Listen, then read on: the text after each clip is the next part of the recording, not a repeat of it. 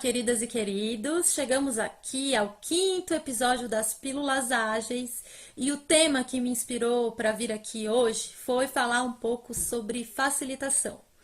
Na semana passada, a Rebeca Coritz, que eu já comentei aqui com vocês, fez uma conversa com a Abby, do Educambiando, que é uma iniciativa ALC do México. As duas têm iniciativas ALCs e são facilitadoras ágeis.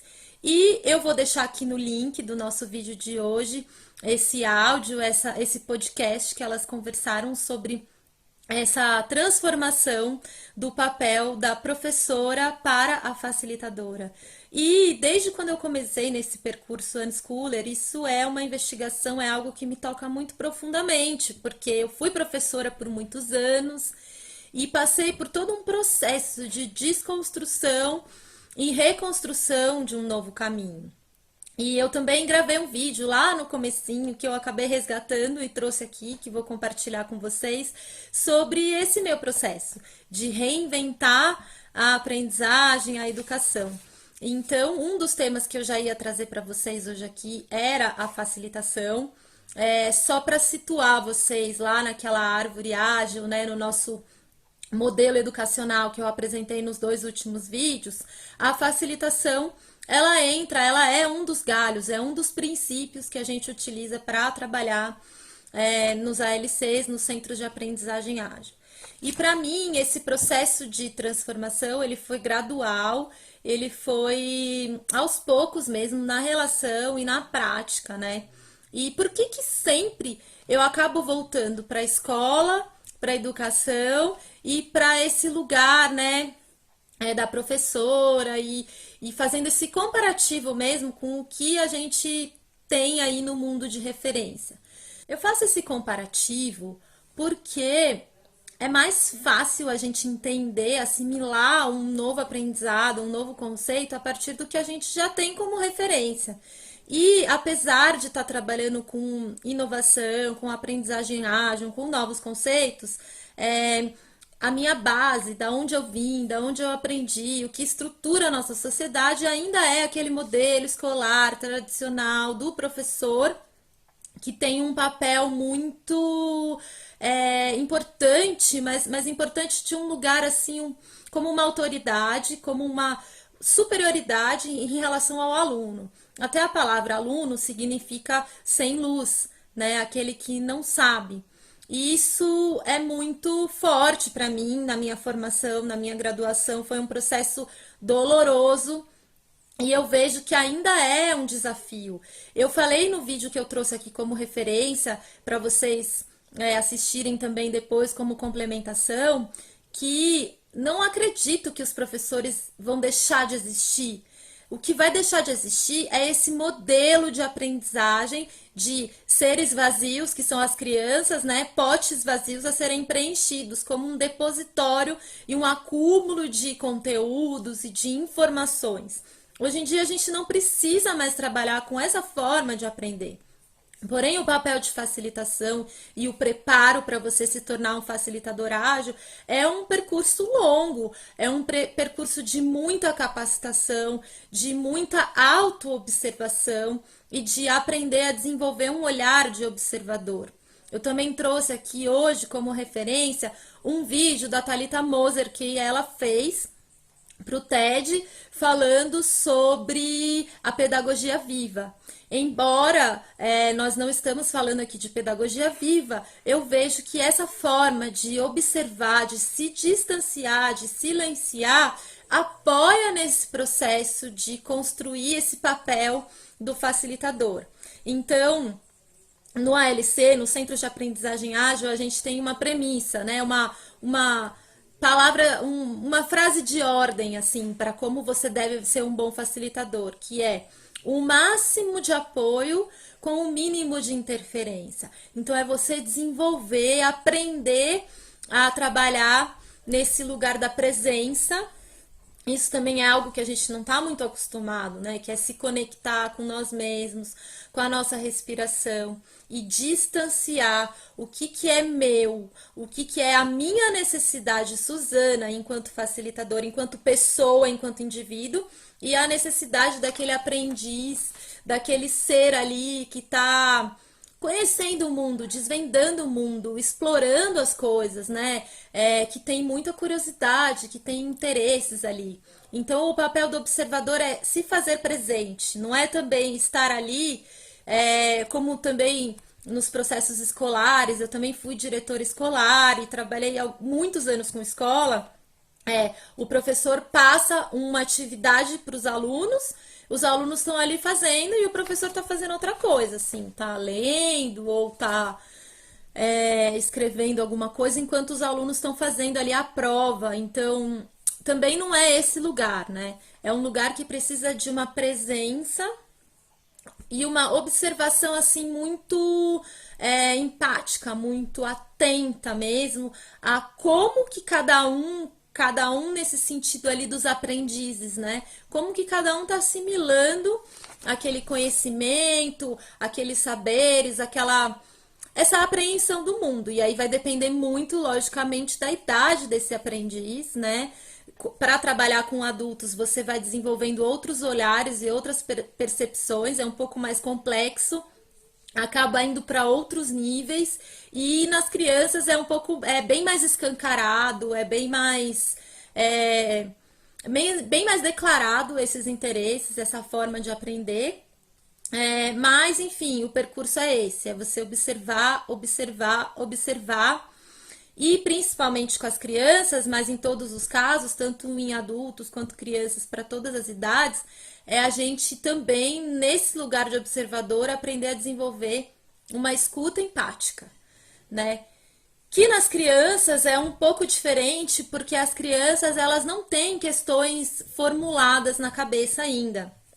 Elas trazem ali o que elas estão sentindo, como elas estão entendendo, e às vezes sai assim como expressões um pouco que nas escolas também, nesses processos de relação adulto-criança tradicionais, a gente não dá importância, a gente acha engraçadinho, porque elas falam um pouco errado, ou porque elas estão dizendo alguma coisa que não faz muito sentido. Mas se você olhar, abrir esse olhar, né, colocar uma lente de observador atento e abrir os ouvidos para essa escuta empática, você vai perceber que a partir do que ela tem como repertório, ela tá te dizendo alguma coisa, ela tá te mostrando isso, né? E de uma maneira muito sincera, muito verdadeira, muito escancarada, né? No adulto, esse processo já ocorre de uma forma um pouco diferente, porque nós adultos já temos um pensamento mais elaborado e, ao mesmo tempo que a gente consegue formular melhor as perguntas, por outro lado, também a gente consegue mascarar melhor, né? Construir desculpas e coisas para obscurecer o que é realmente o fato em si. Então, isso é papel do facilitador, aprender a encontrar qual que é a questão, né? Qual que é o cerne da questão e como que eu posso apoiar para que esse cerne, para que essa dúvida, para que essa inquietação, para que esse florescimento de cada um aconteça, independente da idade que essa pessoa tenha.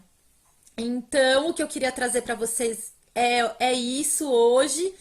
Tem aí algumas referências, né? Então, eu trouxe o meu próprio vídeo sobre unschooling e a reinvenção da educação, que eu digo assim, que eu trago, e eu gostaria de trazer mais um pouco hoje aqui, que os professores, eles têm uma arma muito poderosa nas mãos, né? É muito importante esse papel. Só que com medo do barco afundar, eu até vi uma referência esses dias, uma mensagem que eu recebi do Titanic afundando e os professores como os violinistas ali tentando tocar ali enquanto o navio afunda. Se os professores forem para esse lugar de apurar o olhar, de se melhorar mesmo, de aprender a ter essa escuta empática, né? Enfim, quebrar com esses padrões, experimentar novas ferramentas, né? eu acho que tem muito campo de trabalho, né? Facilitadores serão muito necessários. Mas sim, é um processo de transformação, de construção, né? Algo que eu também estou construindo dentro de mim, no meu caminhar, no meu percurso profissional. É, a outra referência é esse podcast da Abi com a Beca, que foi muito inspirador para mim, assim, para eu poder também compartilhar um pouco com vocês da minha história de professora para facilitadora. Porém, esse podcast ele está em espanhol, né? Não sei se todas as pessoas conseguem ouvir. Eu gostaria muito que quem puder, quem conseguir, ouvisse, porque é importante a gente ter diferentes panoramas, diferentes pontos de vista sobre coisas semelhantes, sobre a mesma coisa, né? Mas como que cada um lida com isso, como que cada um age, como que cada um vê, como que cada um faz a leitura. O outro é o TED da Thalita Moser, que eu já falei no começo do vídeo, que fala sobre a pedagogia viva, sobre esse treino da observação e da não interferência, da gente não achar que a criança é esse ser vazio e a gente, como adultos, nos autocobrar para estar nesse papel de estar ensinando alguma coisa e não simplesmente estar se relacionando, estar convivendo de uma forma mais espontânea com as crianças. E tudo isso tem a ver com a gente não partir de um currículo pronto, né? Eu sempre, desde a época que eu era professora, que eu atuava nas escolas, que eu fui diretora, para mim o currículo sempre foi uma questão, porque tem muita coisa. Primeiro, é um volume enorme de coisas e 80% delas desnecessárias. Sendo que quando a gente abre espaço para permitir essa curiosidade das crianças, das pessoas, independente da idade delas, porque eu também trabalho com adolescentes e com adultos, quando a gente abre e não estipula, olha, você vai ter que aprender isso hoje, né? Ou nessa semana, ou nesse mês, e depois você vai ser avaliado por esse conteúdo. Isso já quebra uma boa parte do prazer em aprender. Então, também é uma reflexão importante para a gente fazer, que dentro dessa estrutura da facilitação a gente não tem expectativa. Esse lugar da observação e da presença, ele requer, né, esse desprendimento de expectativa em relação ao outro, ao que o outro precisa, ao que o outro é o que é importante para o outro, né? Então eu cuido das minhas expectativas, eu trabalho isso dentro de mim para eu conseguir, na hora que eu tiver no momento de facilitação, apenas estar aberta ao fluxo. E quanto mais a gente vai apurando esse olhar, essa sensibilidade para o que está ali no campo, aí a gente vai trazendo o nosso repertório para poder contribuir, para poder complementar e para poder apoiar nessas buscas. Eu costumo dizer que é bem parecido com o que eu digo no unschooling,